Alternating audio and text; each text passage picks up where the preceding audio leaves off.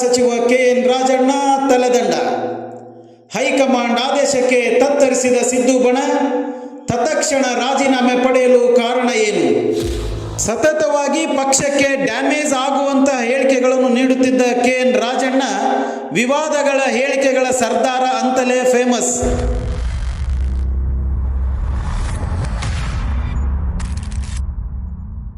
Honey trap ಆಯಿತು, DK ಜೊತೆ ಒಂದು ಹಂತದಲ್ಲಿ ತೊಡೆ ತಟ್ಟಿದ್ದು ಆಯಿತು.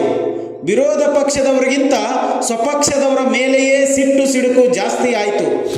ಹೈಕಮಾಂಡ್ ರಾಜ್ಯಕ್ಕೆ ಬಂದು ಸಭೆ ಮಾಡಲು ರಾಜಣ್ಣನ ಅನುಮತಿ ಕೇಳಬೇಕು ಎನ್ನುವ ಹಾಗೆ ಲಂಗು ಲಗಾಮು ಇಲ್ಲದೆ ನಾಲಿಗೆ ಹರಿಬಿಡುತ್ತಿದ್ದ ಸಹಕಾರ ಸಚಿವರು.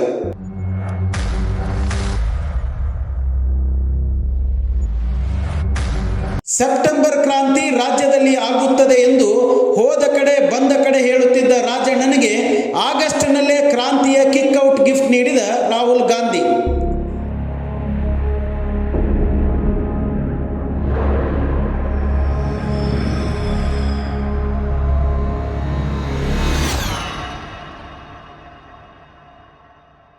ಕಟ್ಟ ಕಡೆಗೆ ನಮಗೆ ಕಾಡುವ ಪ್ರಶ್ನೆ ಅಂದರೆ, ಮತಗಳ್ಳತನದ ಹೋರಾಟದ ಬಗ್ಗೆ ಕನ್ನಡದಲ್ಲಿ ಆಡಿದ್ದ ಮಾತನ್ನು ಹಿಂದಿಗೆ ತರ್ಜುಮೆ ಮಾಡಿ ರಾಹುಲ್ ಗಾಂಧಿಗೆ ಮುಟ್ಟಿಸಿದ್ದು ಯಾರು?